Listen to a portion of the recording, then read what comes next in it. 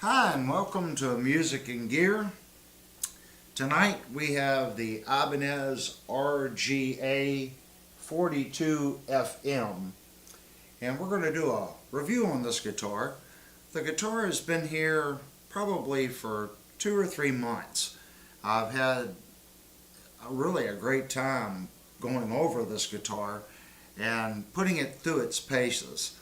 I feel comfortable now that I can give you an honest review of it, and that's what we're getting ready to do. So I'm going to unplug the guitar from the amplifier, make sure the amplifier channel's off,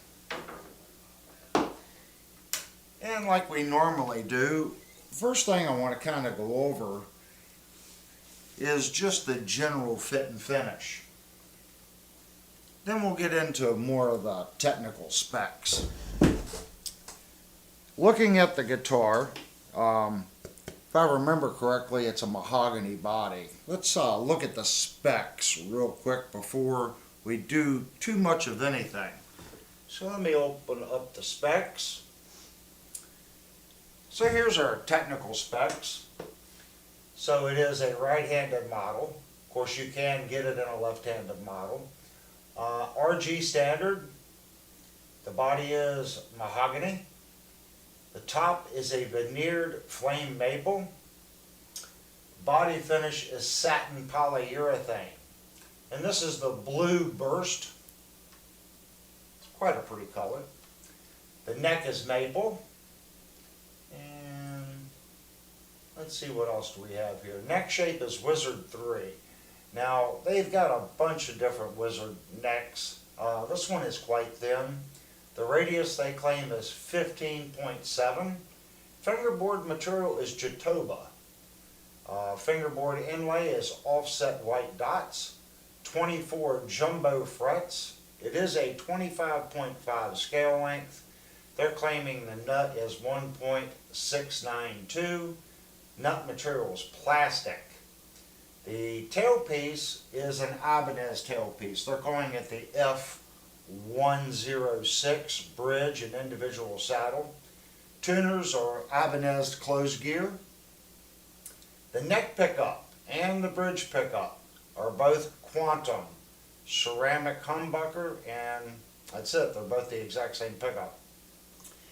One is labeled neck and then one is labeled bridge. Controls, we have one master volume, one master tone, a 5-way blade switch, and it ships with 10s to 46 D'Addario strings, and it does not come with a gig bag. And this is my sales guy, and that's his phone number if you guys want to give him a call. 1 second to write his name down just in case. I get no kickback whatsoever from Sweetwater, but that's who I deal with. So let's go back now to fit and finish. Now that we know what the body is and everything, they have put a binding, and it's kind of different. Right here it's quite wide, and it does that on both sides. And that's to do away with this edge from the veneer, so you don't see that veneered edge. Okay? On the back of the guitar, it's blue, and you can actually see the grain a little bit in the guitar. So it's not, they haven't filled the pores of the wood of the grain. So when you look at it, you can actually see the grain a little bit. That's pretty common for mahogany. The round over on this guitar on the edge, it's a crisp edge. I'm going to say it's about a 1/16 of an inch round over, and it goes all the way around the guitar. It does not change. This round over is continuous. Right here we do have a, I guess you'd call that like a chamfer. And here you can actually see the chamfer on the line. I don't know if the light will pick that up or it comes to the point. And that kind of disappears right here, and it's just an arch top at that point. And another chamfer here. And looking at our binding to the guitar, I've already looked at this guitar. The binding is done really, really well. Didn't really see any taping issues or sanding errors in it. It's well done. As far as the edge and the feel, I don't feel any funny transitions. And the body, I don't want to say that I can feel the grain, but I do feel something. It's not like glass smooth. So I guess you do kind of feel the ribbing from the maple. On the back, exact same. Got 1/16 of an inch break. And here it goes to a good 3/4 inch. That could even almost be a, yeah, it's a good 3/4 round over right where the hub is, where the neck goes, neck joint is, to make it easier to play.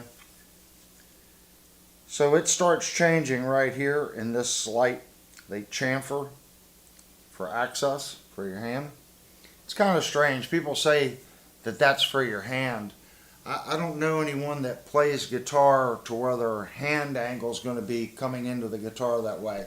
But everyone says it's for access. In reality, it really doesn't do much. Just pointing that out. If you think differently, please post why that gives you more access. I mean, maybe if you're playing in the classical orientation, maybe. But in this orientation, it doesn't really seem to do too much when they cut it way back. But it is a nice detail. So we do have 4 bolts holding the neck in, and they are drilled in, and they have ferrules. And the head of the screw is just barely sticking out past the guitar body right here. This one's recessed, this one's recessed, this one's the same as this one. We do have 6 ferrules here because this is a string through body. And looking at the ferrules on how they're set,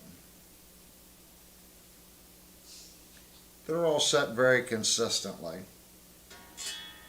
Now the low E string is set back a little bit. Some people claim that's to change the tension on the strings, on how they bend. I can't really say yes or no on that. I haven't played enough of string through guitars and really set them side by side, but they do claim when they offset these, it's to try to balance out the string tension. We do have standard guitar straps, buttons on here. I wouldn't call those mushrooms, but they are the standard straps. And this one's right on the horn. Looks to be in the center. It's good and tight.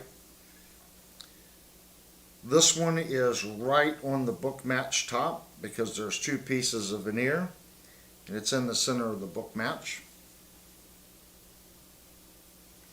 And the seam goes right through the center of the guitar. And looking at that, looking for a glue line, I do see just a little bit of a glue line right here. It's a little bit of a white line. And it is invisible on the top section. Feeling our bridge, and I've been playing this guitar for a while, there is nothing sharp. Ibanez really knocked it out of the park with this. Sometimes these screws for the saddles, these adjustment screws, they'll stick up past the saddle. All these screws are set down inside the saddle, and all these saddles feel very smooth. There's nothing on the bridge that's going to catch you or scratch you. It's done very well. Looking at our pickups, they are direct mounted with no trim rings, and they do return to zero. So they're in good shape. Our route here, they have not broken the edge, so this is a crisp route. And they have painted the inside of that pickup cavity black, so when you look down in there you don't see raw wood. That's a nice touch. But it is not eased, it is a nice crisp edge. And the pickups following the routes, it's done well. Don't see anything weird with the routes. In other words, when the machine comes up and traverses out for a retract, if you don't pull that tool in, it'll leave it's where the machine it'll leave like a little divot. Even on the bore routine going in, I'm not seeing any divots in the routes. The two screws here holding the 5-way selector are down in the body just a little bit. And that's a sharp edge there. Well, it's not sharp, but the edge is not broken. But it feels soft. I don't feel anything scratchy there. Our switch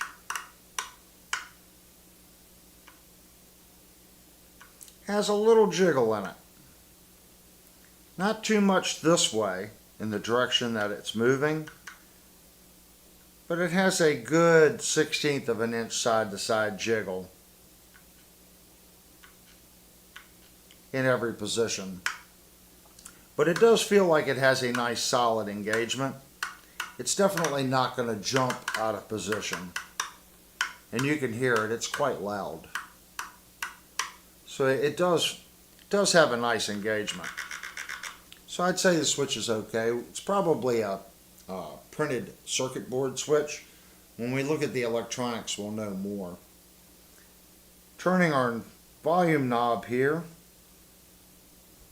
it feels smooth. The knob is not dragging the body,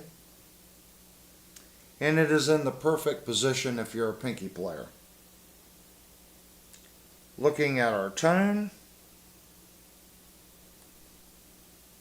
and I'm moving both because sometimes one will have less friction than the other. These are almost identical. I'm going to say the tone has a little less resistance, but they're very close. Now the tone knob, looking at it in relation to the volume knob off the body, the tone knob is a little higher off the body than the volume knob. It appears to have about 3/32 of an inch gap, and the volume probably 1/32. So there appears to be a good 1/16 of an inch difference between the two. Looking at her neck, this is a bolt-on, and what I like here is they've contoured the back of this neck to match the guitar. Sometimes you'll see this flat spot goes all the way up and then they taper into the neck. That's just a cost-saving measure. They can put that neck on 5 or 6 different bodies. This, they have to write a program to get this neck to match the body. It isn't much, but it, in my opinion, makes all the difference in the world on how it feels. This edge right here is a abrupt change in the radius. Right here. And this, over on this side, is very smooth. So they've really sanded this contour back into the body. This side, like I said, when it comes to here, it abruptly goes to the flat spot of the neck. Feeling the back of the neck, it does have a finish on it.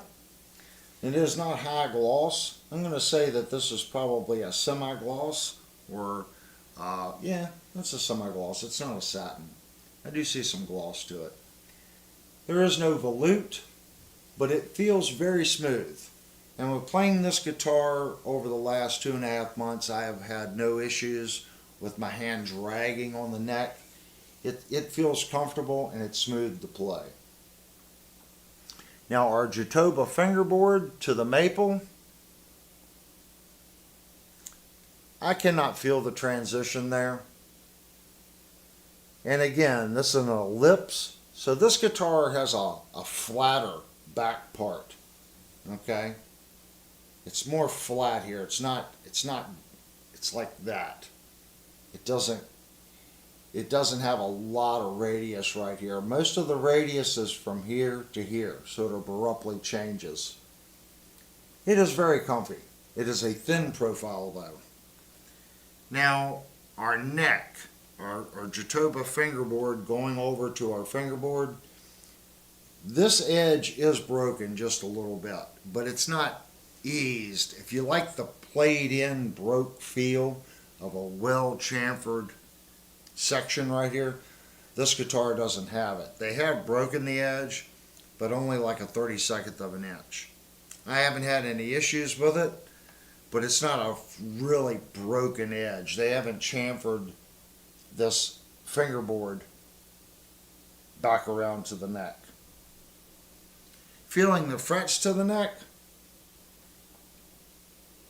there are 0 sharp frets. This guitar would 100% pass the sock test with absolutely no problems.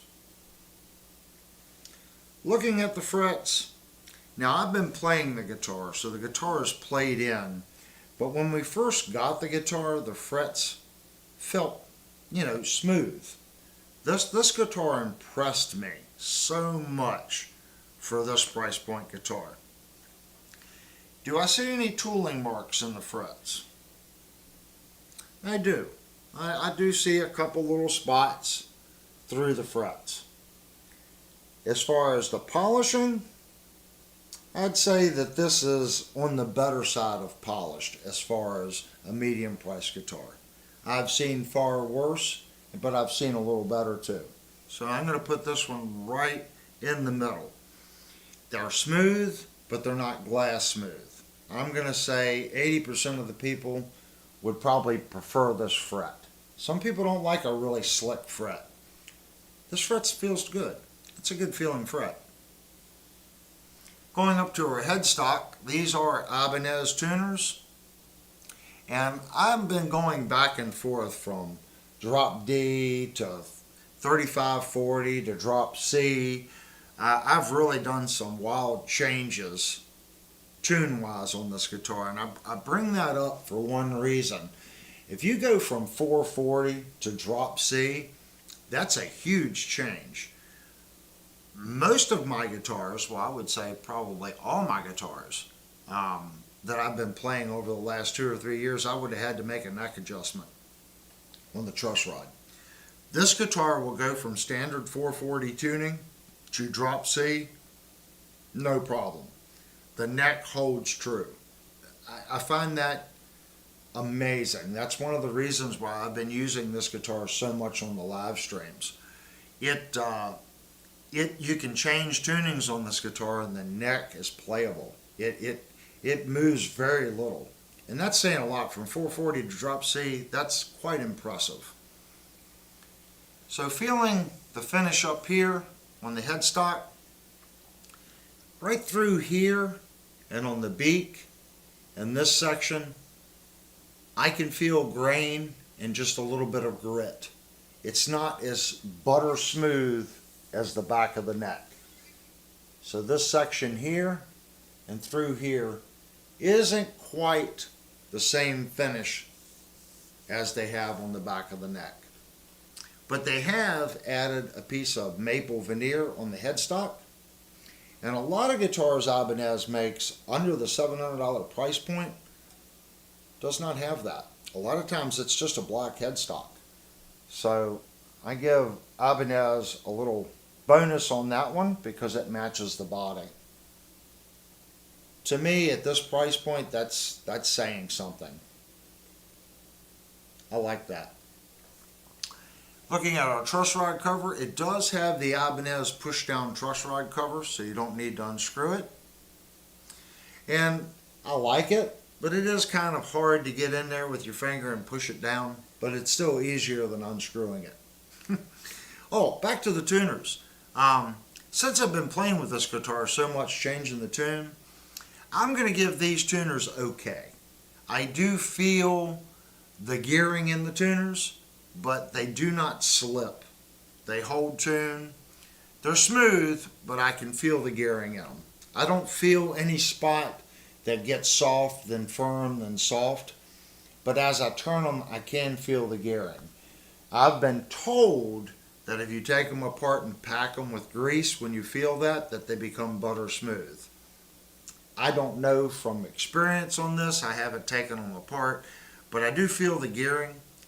The ratio on these, I'm not too sure what they are, but I haven't had any problems with like just barely turning it to get small inclinations on the tuning as far as my tuner.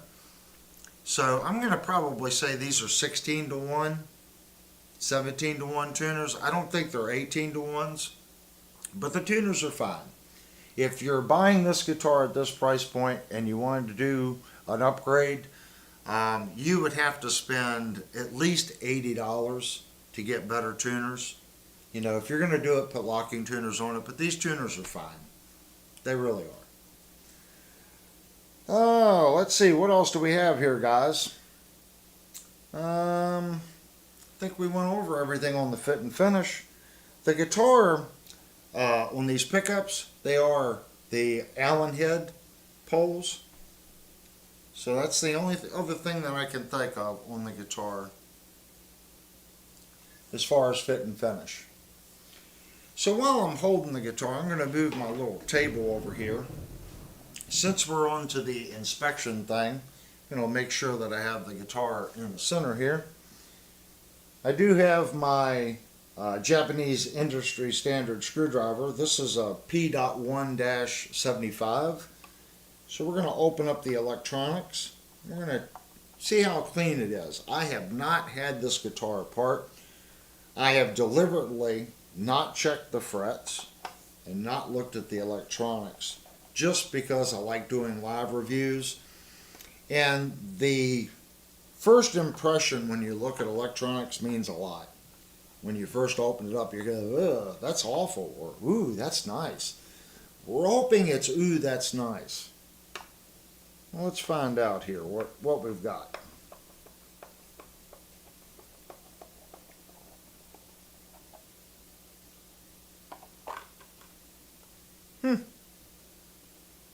Looking at the back, they did put a piece of shielding tape on it. That's nice. This is a $470 guitar. Now, the pots have an H on them, and they say Hong, and it's a BS something, but they soldered right over top of it. But they've done a nice, neat job. Even put a little zip tie on it for you. And yes, it does have a printed circuit board switch. And I would expect that at this price point. I really would. So now what I want to look at, I want to look at the solder joints. I want to make sure that decent looking solder joints. Wow. They're very shiny solder joints. So on the volume we have a double stack, 2 grounds, and that solder joint was definitely to temperature. Same with the other 2. On our tone, very nice. On our PC switch, I only see one connection that isn't shiny. And that's it. The rest of them are all very shiny. It's still a good connection. It just means they either lifted slow or not quite enough flux in the solder. but it's still a solid connection. Now I want to see if the whole switch is moving. Remember, we had some jiggle in the switch. Yeah, it's the whole switch. I don't know if you all will be able to see it. See this thing here? Watch it as I jiggle the switch. So that's one of the drawbacks to the cheaper switches. I mean, you'll probably get many, many, many years of service out of that switch. I don't think it would ever cause an issue. But it's not like some of the other more expensive switches. I have not had any problems with it. Granted, the guitar is only 3 months old, but if you watch this stream, you know that this guitar has been getting a lot of playtime. And in this household, with the guitars that reside here, that's saying quite a bit. If this guitar is getting playtime over some of my other ones, that means that it's a stable guitar. So I'm going to put the screws back in here. We're going to go look at the output jack now. Make sure that they're not hiding something bad in the output jack.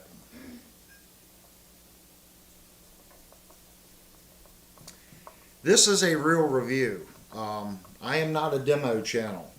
If you want to watch a demo on a guitar, there's tons of demo channels on YouTube. Quite entertaining demo channels. This channel here, we actually want to look at the guitar. I want you to know what you're getting when you purchase an instrument. The only way to do that is to look at the fit and finish on the guitar, explain what the guitar has. Shielding on the jack cover too. Nice. And this is very nice and neat. It's a very large route for a little switch. But it is a stereo jack. So this is not a cheap jack. This is a quite expensive jack. And you're like, well, it's not stereo. Well, since you already have that jack in here, if you wanted to do active electronics, you can use the factory jack. Okay? You could do EMJs or Fluents or something of that nature, and you could use the factory jack. And usually those jacks, they're good quality jacks. You can see it's got a very large brass locking nut right there. That's a nice jack. Nicely done. Looking at the route, just like in the other cavity, very clean routes. Not seeing any step overs. And I'm going to turn my AC off. Thought I did that beforehand.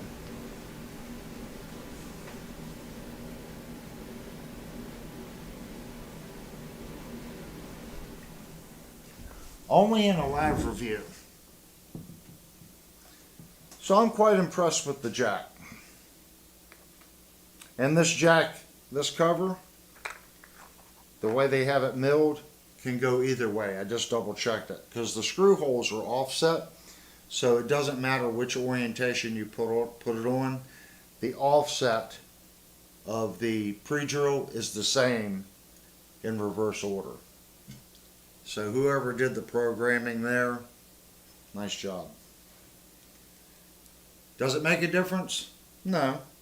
But it would make a difference when you go to put it back on, you got to flip it. So the guy thought about you. So it doesn't matter the orientation, it will align even though the screws are not centered to the center of the pocket. Little things like that, I like. That means the programmer and the CNC guy's thinking. Alright, electronics look nice. So since we're on the electronics, let's look at these pickups. I have not put a battery in my tester in a while. Making sure everything's still going good.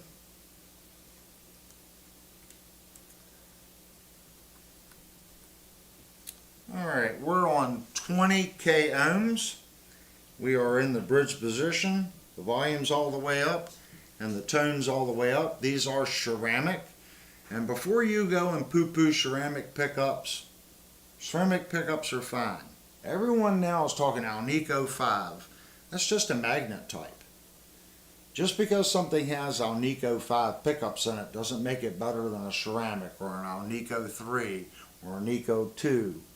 They all sound a little different and they all have different characteristics. Too many people poo-poo ceramic pickups. Ceramic pickups are nice.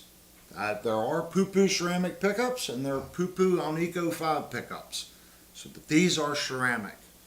So in our bridge position we've got 8.65. We want to check our Henrys. 3.84. So my rule of thumb for pickups that I like is between 1/3 and 1/2 of the K rating on the Henrys. And we are there. Okay, it's on the high side, but that means they're probably using just a little bit stronger magnet and a few less turns. But unlike a $200 or $300 budget guitar, where this number can go into the 5 and 6s, they're using very strong magnets and very few winds of copper to save money. So let's go back to the 20k ohm. This is our second position. So we've got 2.05, 20k ohm, and our Henrys, 0.85. Still in the magic. Center position, we've got 4.04. Henrys, 1.88. Fourth position, 1.88, 20k ohm. Our Henrys, 0.90. In our fifth position, we have 7.45, 20k ohm. And our Henrys are coming at 3.36. So looking at that versus our 20k ohm, I'm going to say the neck's going to be very warm. It's going to have a warmer sound than the bridge. So there's our pickup readings. If you find a guitar you like, look at the pickup readings. Don't just measure ohms. Okay, there's a lot more to the story there. There's more to the story than what I'm showing you, but using those two, it's basic. Okay, I don't need an O-scope. You can use a basic little tester. This is the one I'm using. This is the Proster BM4070. You can get them on Amazon. They're really inexpensive. Get one of these, start testing your pickups, and you'll start to get a pattern of things that you like. You might actually want your Henrys high. Okay, it's a different sound, but it's also a meaning of less windings and stronger magnets. So let's move on to checking these frets. So now, I want to keep one thing in mind. This is one guitar. Even if this guitar has 0 high frets, it doesn't necessarily mean that the one you purchase is going to have 0 high frets. What we're looking at is the consistency of the work done on this guitar. Okay? We've had multiple Ibanez's on this channel, and so far Ibanez has done pretty well. They haven't struck out every time. Okay? We have had a guitar that had 1 or 2 high frets on it, but no low frets today. So let's check this one out. And for those that are on YouTube land, I'm going to hop my fret rocker. And I'm also going to slide my fret rocker as I rock it between the strings. I'm not going to sit here and do this number. If you're doing this, checking your frets, you're missing a lot. Because when you do this, if your tension, okay, Okay, let's pretend the high fret's right here and I put my fret rocker down. I can just slide across and it just rides like an ice skating rink between these two frets. It doesn't tell you anything. You have to put the fret rocker down and push this way and this way. You have to. Okay? That's the only way to check a fret. I don't care if you just move it a 32nd of an inch across them frets. You have to constantly change the pressure on the fret rocker to properly read your frets. So if you take your guitar to a tech and he's doing this number, my advice is take your guitar elsewhere. You have to apply pressure to both sides. Alright, I even forgot where I was at, so we're going to start all over. We're here to educate you, and you guys are here to educate me. I've learned so much from the people that subscribe to this channel. The last 3 years doing YouTube, I have learned so much just from recording guitar, from doing reviews, setting up guitars for customers. It's so much different than when I was just playing guitar and servicing guitars. Now I have to learn how to communicate these issues to you in a way, hopefully, that you can understand. So I have learned, well, I'm getting better, hopefully, at communicating these things to you. And before anyone says anything, I am human. I make mistakes. I misspeak. Sometimes I give the wrong spec. That's why at the very beginning we went straight and looked at the specs of the guitar. That way, just in case I misread something looking at it, the specs are there. But 15.75, that's a lot of people are going to go, well, that's a strange radius. Well, it's probably going to put your string radius right at 16. Because remember, 15.75 is your fingerboard. Now you have to do an offset for the height of the fret, and then your string is also off the fret. So there's an elevation change between your string and the fretboard. So that's going to put your string radius probably right around 16. That's also another reason why I use the StewMac understring gauges, because the thickness of that gauge is almost perfect to go under your strings to get your radius right. So let's say I use a StewMac 14, okay, and I check the fret. The upside of that gauge is going to be 14.2, something like that. So I can use it as an undercarriage to my bridge to get my radius on my bridge set right. Is it perfect? No, but your saddles are not going to be the radius of your fingerboard. So if you got a 14-inch fingerboard, you don't want a 14-inch radius on your bridge, because your strings are not laying on top of your fingerboard. They're up higher than the fingerboard, and that changes your radius. So far, so good, guys. And there is no squirrel mode. If you've watched my pre-recorded reviews, you know I usually go into squirrel mode here. But since we're doing this live, we can't have squirrel mode. I hope I can go one more. So what I'm doing is I'm moving the fret rocker like that. I'm pushing on it, rolling it back and forth.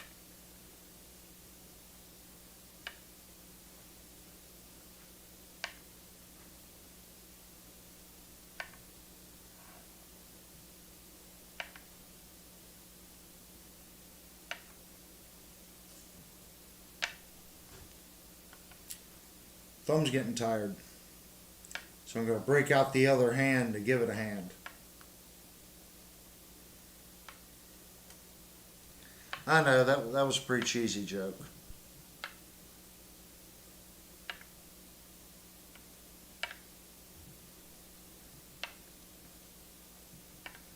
And if you haven't already, please go down and hit the like button.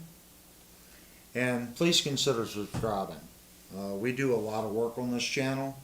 We do live reviews. We're live every Thursday and Saturday night.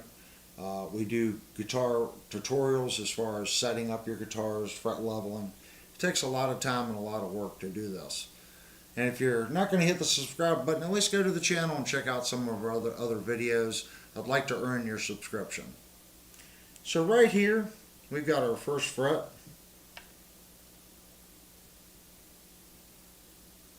And it's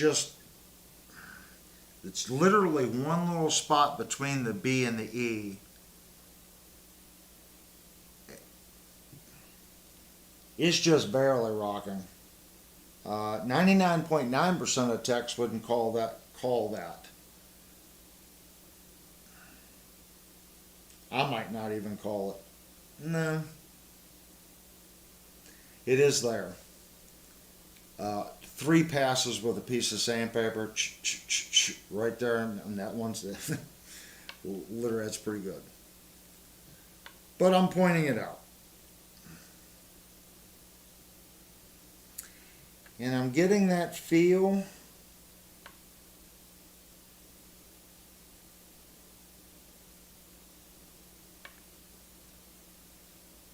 Right there as well. Exact same fret. I mean, it's just right there. So not horrible. When I say I would not fix that spot, and everyone knows how picky I am, but that's not worth repolishing the fret to fix.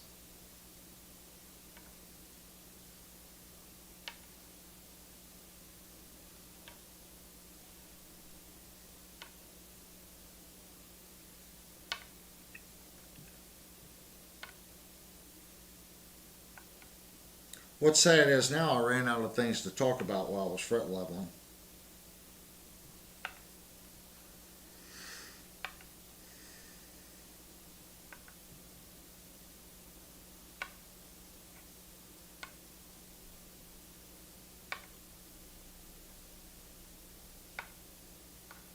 Almost there. Okay. We've got our first one. This one does have a spot right there. Right below the E. And it disappears right above the E. So on the very edge of the fretboard, you can see where I have the rocker. On the very edge of the fretboard, there's just ever so slight a rock right there. I will call that one. And it disappears right there.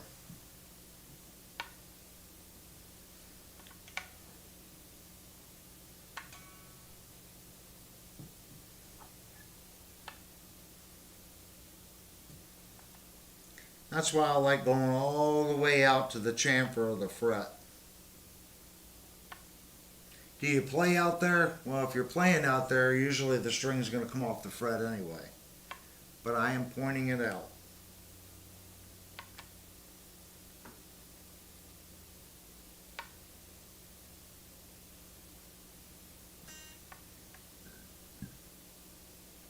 So I'm going to say we have 1.25 frets in 2 spots.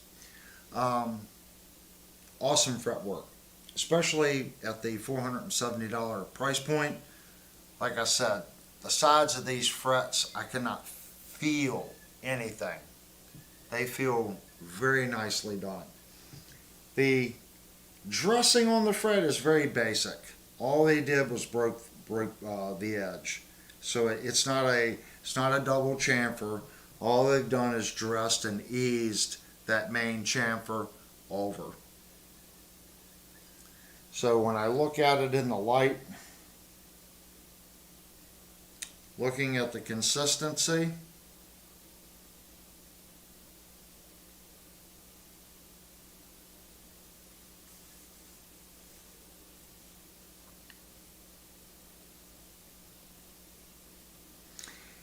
there's more of a broken edge on the top than towards the bottom edge of the fret.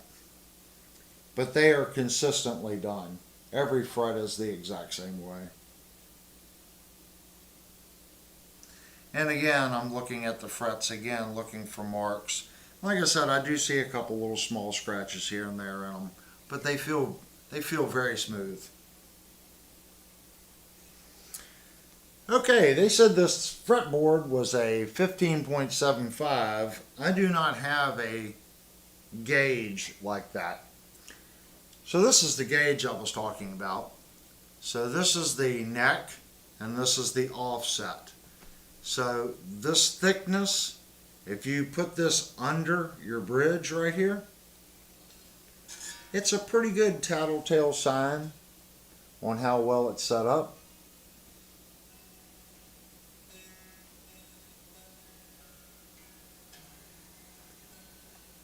The G almost wants to ring out. All the other ones are decent.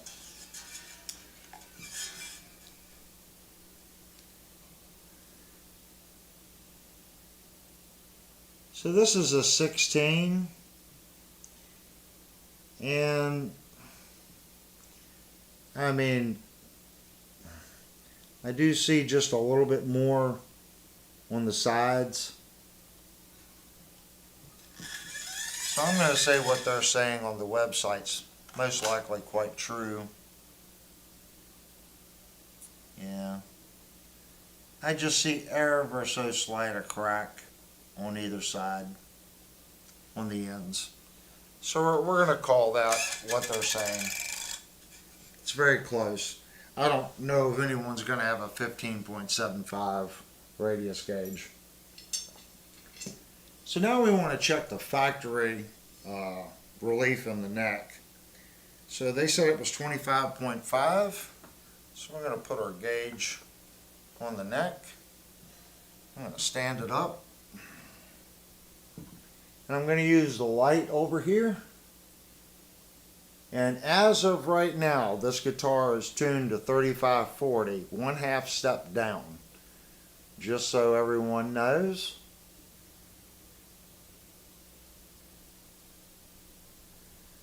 And I see just a little bit of light. We're going to call that maybe 0.1, 0.2 millimeters of relief. I see light here, here, here, here. And about from there to about right there. But the worst spot, I'm going to say, is like maybe 0.2. So we're going to call the neck as almost perfectly straight. So I'm trying to think what else we have. Every time I do a live review, I miss something. So I'm really trying not to miss anything here, guys. So I have two different string action height gauges. And, you know, I kind of mix imperial and metric. I just told you the neck relief in metric. But we're going to switch to imperial. For whatever reason, I look at string action height as imperial, but I'll give you the metric equivalent. So looking at the 12th, I can see the line on 0.070. So I'm going to say it's probably like 0.072 on the 12th, on the low E.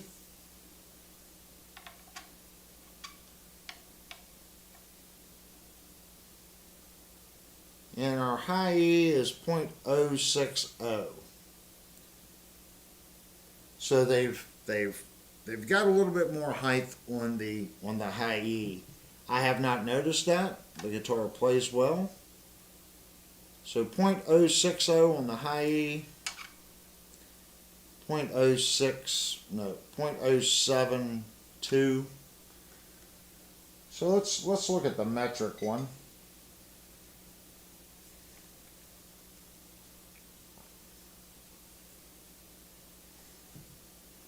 And metric,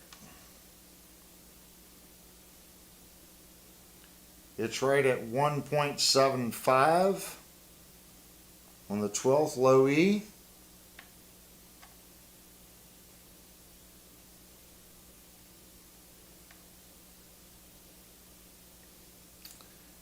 Yeah, I'm going to say like 1.25 on the high E. It's kind of hard to tell on that one.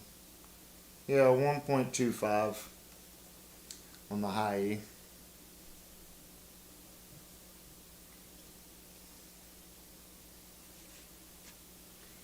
And I don't think I have my calibers up here, guys. So the only way I can give you a fret height is with this gauge, and to be honest with you, I'm not a big fan of it.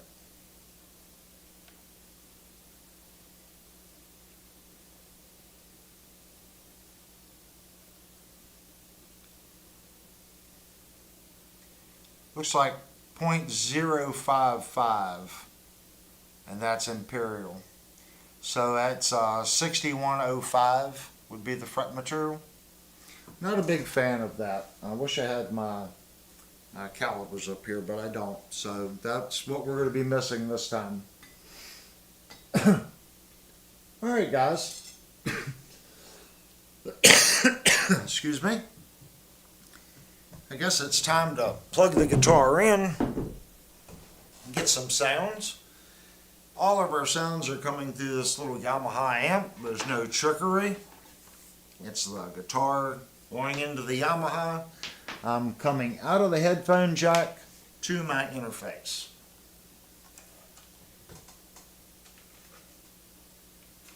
So there is no volume in the room, so I have to use my headphones. Now, I do have a Yamaha app.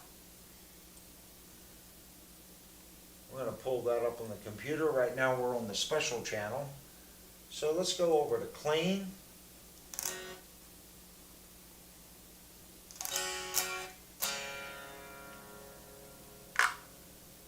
Uh-oh.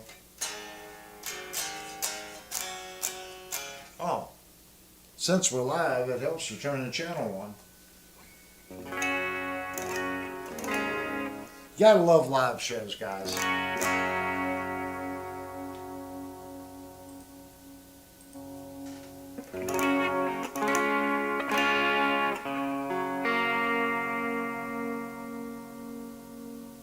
So this is going to be our bridge position in the clean.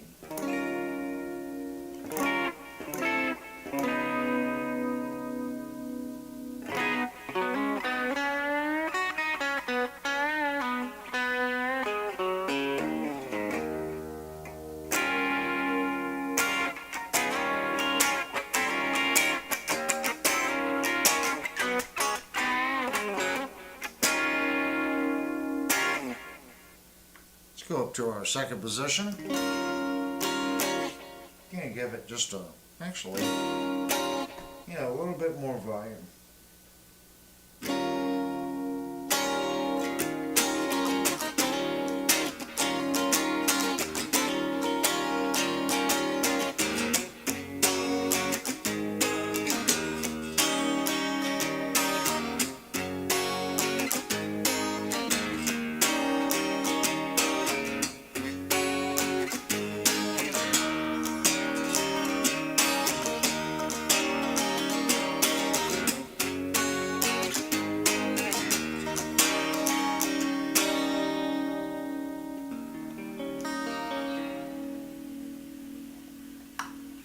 Third position.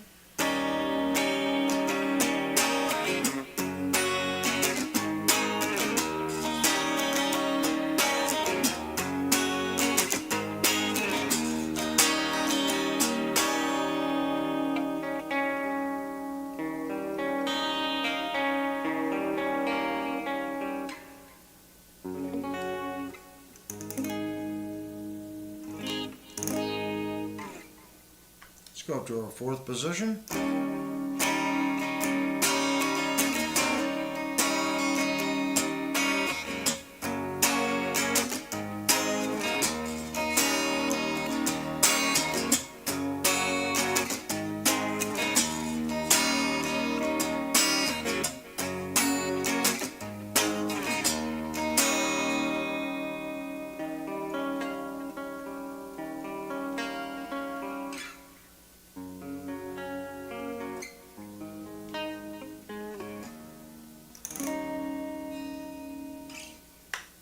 Up to our fifth position.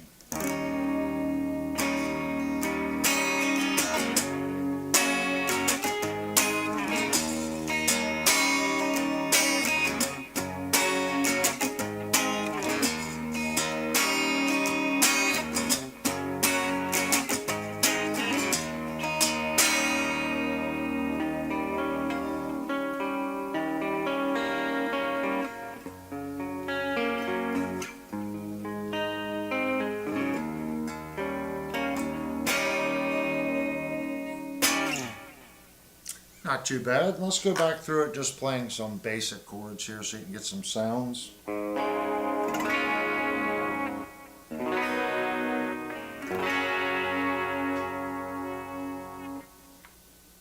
Second position.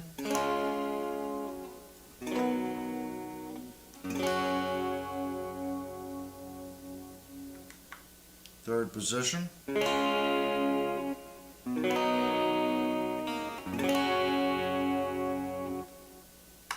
Fourth position.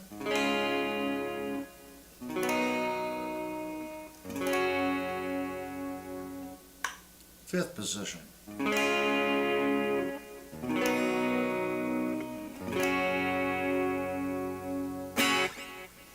Now you can roll your tone back a little bit, like in your bridge position. Just roll the tone back.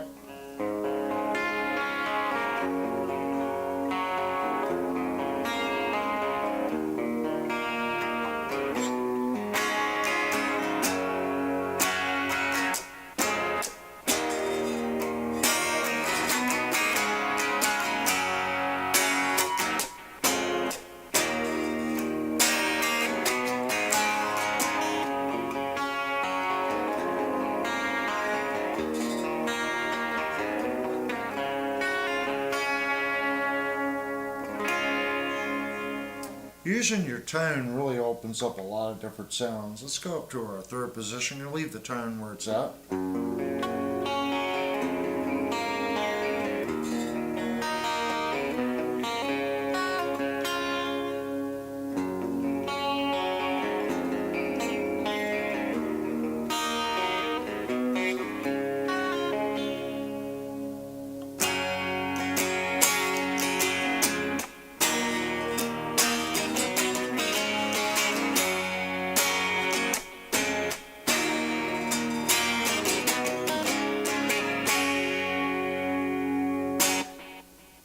Up to our fifth position.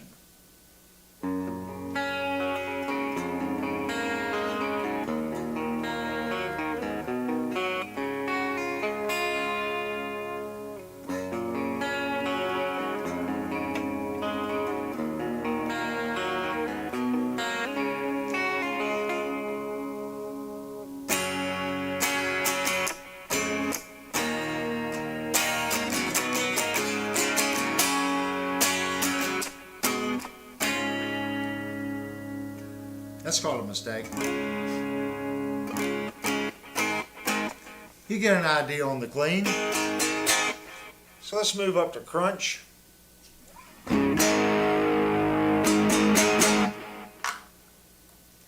Again, we're going to turn our volume and tone all the way up. This is our bridge position.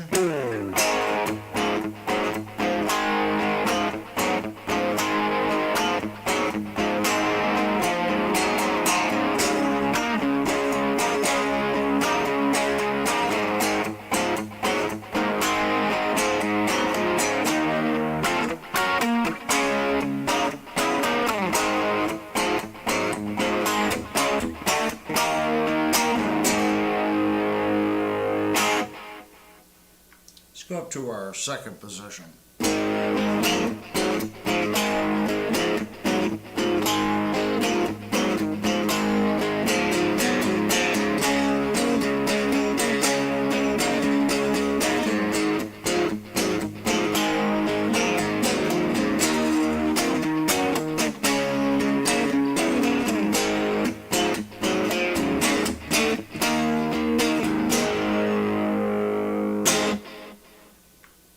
Third position.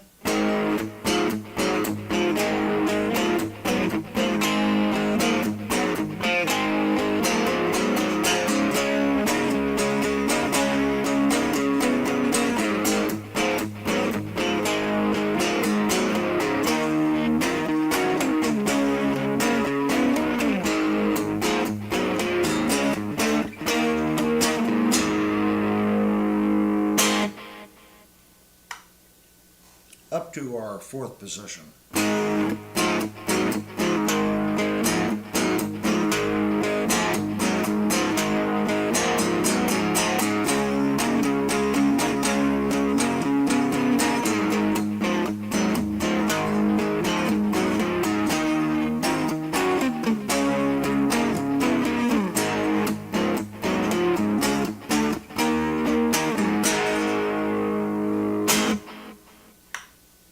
Fifth position.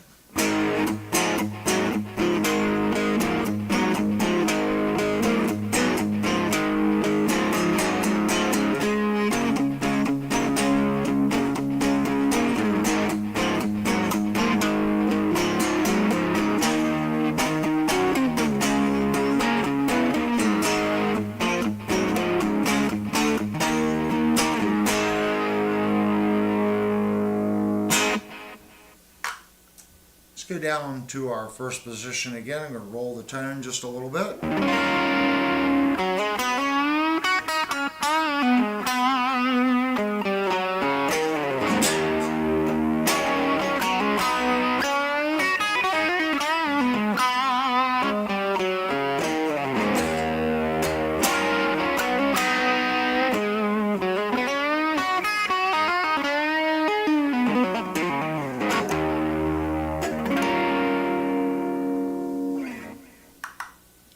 Third position.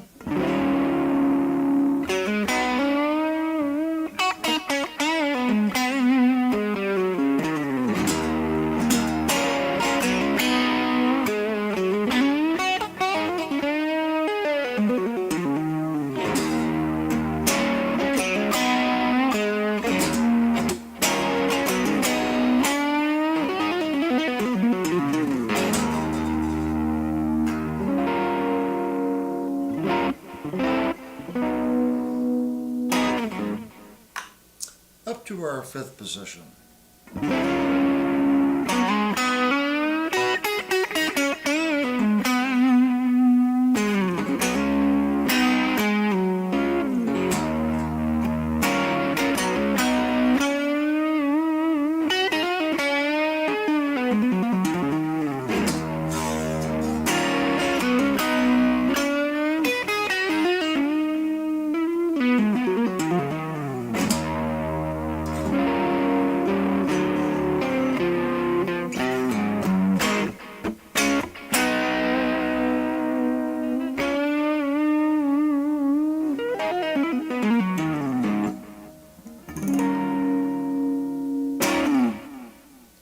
Pretty good. Let's roll the tone up on that fifth position there.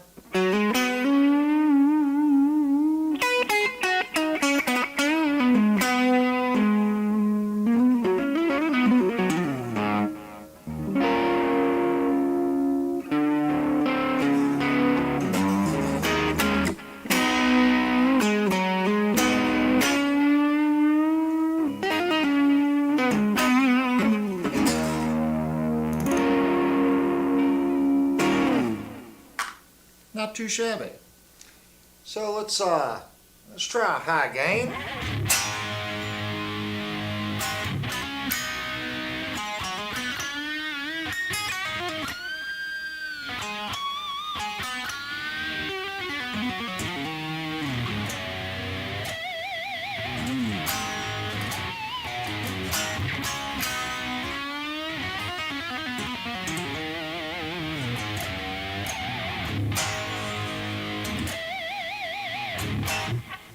Yeah, it's quite easy to get some harmonics. I'm going to turn the volume up a little bit.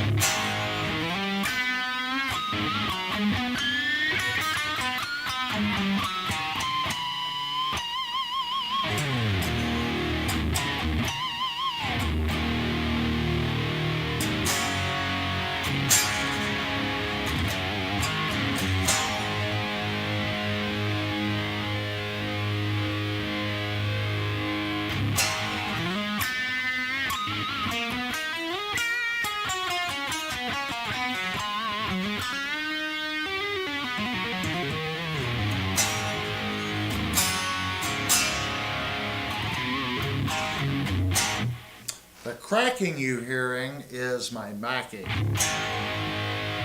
been having some issues with the Mackie lately.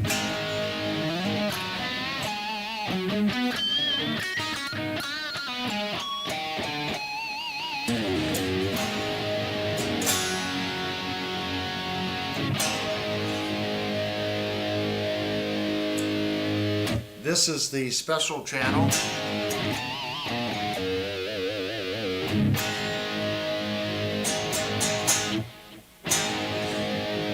So let's just do some basic distortion stuff.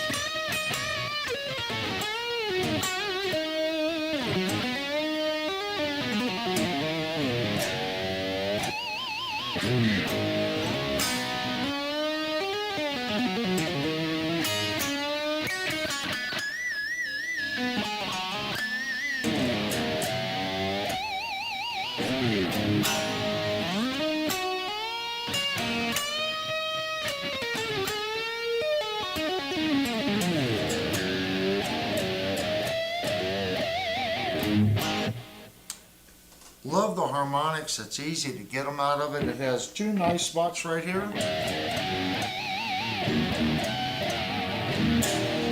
Some guitars is dead in a couple spots. This one,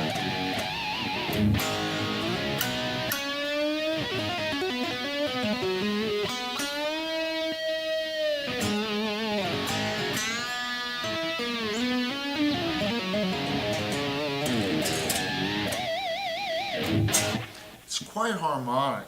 Even I'm not too good at the trick guitar playing, but it does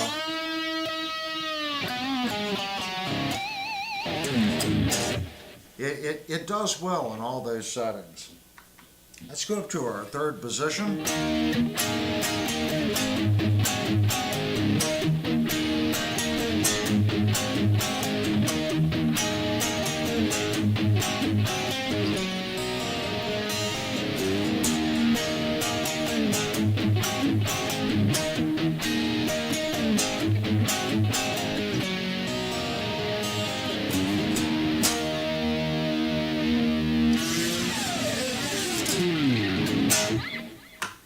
Up to our fifth position.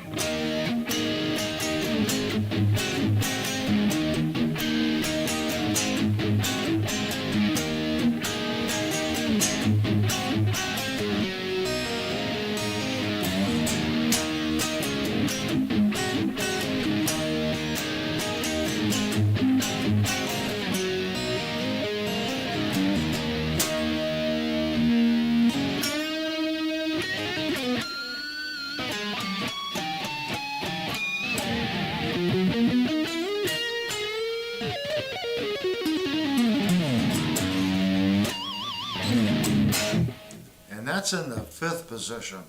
It's very resonant and very harmonic.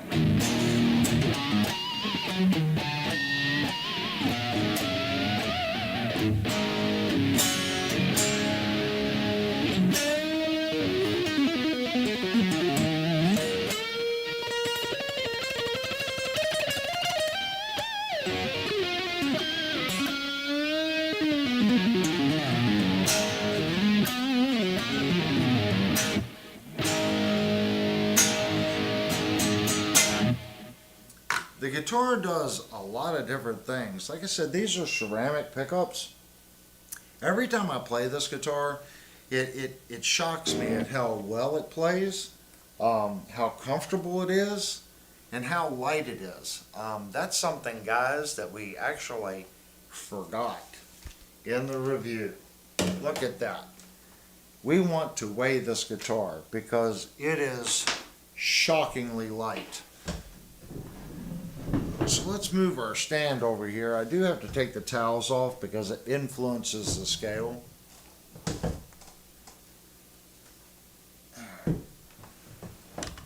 The guitar is crazy light. So we want to look at pound ounces, and you'll have to take my word for it since the scale is laying flat. 5 pounds, 10.5 ounces. We're going to change the units to grams. That's 2,566 grams. The guitar is just lightweight.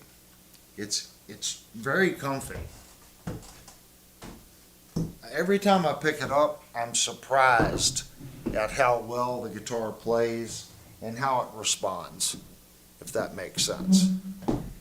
If you're wanting finely detailed and edited videos, live reviews probably aren't for you. We started doing these for 2 reasons. One, it's easier on me. It's not hours of editing. But there's a lot of pros to this. Okay, you get to hear the guitar unfiltered, no post-processing. It's this guitar through a $350 amp going into an interface. Can someone probably get a better sound out of it? I'm sure they can. This guitar sounds phenomenal on my rack mount amp. It does. These pickups, I think, sound fine. There's nothing that I would change on this guitar. Everything is acceptable, even the tuning keys. The fretwork, as we just went over, it's like 1, and if you want to get super picky, 2 spots. I'm going to say 1 because the other spot was just,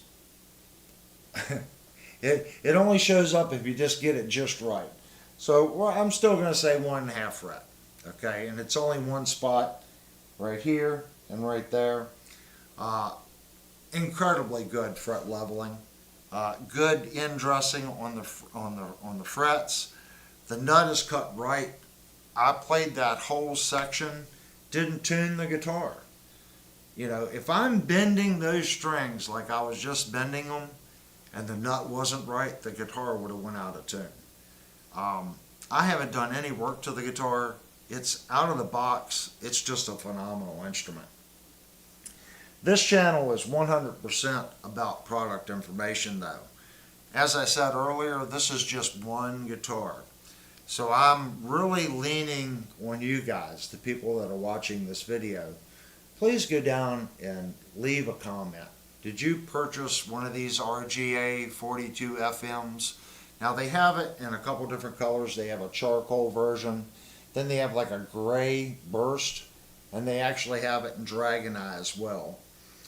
Doesn't matter the finish. If it's an RGA42, whether it's a QM or a Dragon Eye or whatever you have, please go down and leave me a comment. Tell me how your Ibanez is. You know, look over it. Look over the guitar. You know, tell me your experience with it. Did you have the exact same experience that we're having with this one? This is a phenomenal instrument at $470. I like budget guitars. Anytime you can buy a guitar at anything really under $500 and you don't have to put any money in, that's a game changer. And for me, this guitar has done that. Again, channel's about information. If you bought one of these guitars and you had a completely different experience with it, you got it, the action height was set high, the neck wasn't set right, poor setup, you unboxed it and the neck was broke, whatever it is, if you bought it and had a bad experience, I need to hear from you as well.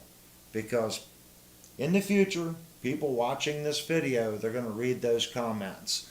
Those are the people thinking about purchasing the guitar.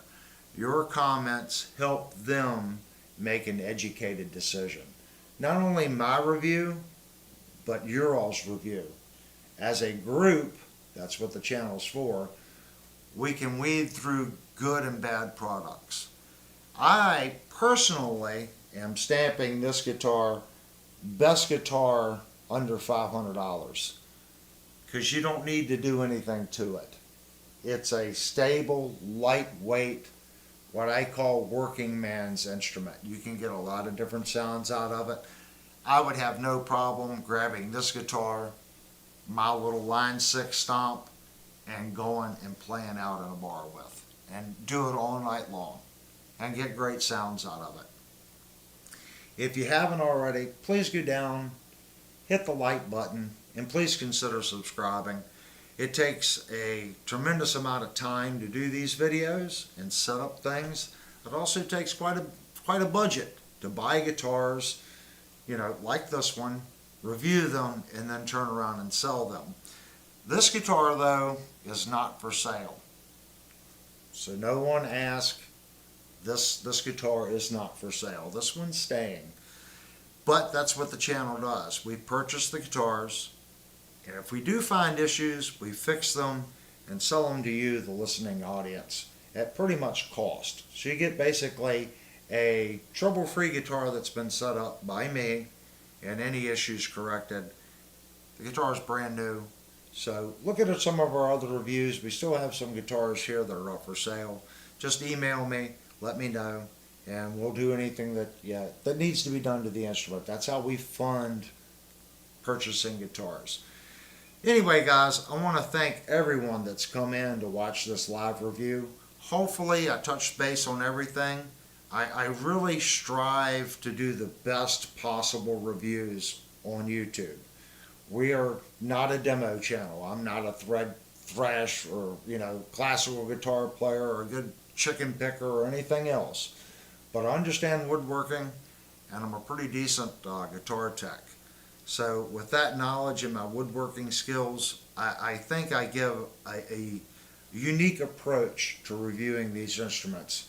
Not only that, I played professionally for a little while, so I know what it takes for a guitar to go out and play in the light, heat, you know, the lights. Throw it in your car when it's wintertime, it gets cold, and you throw it in the lights.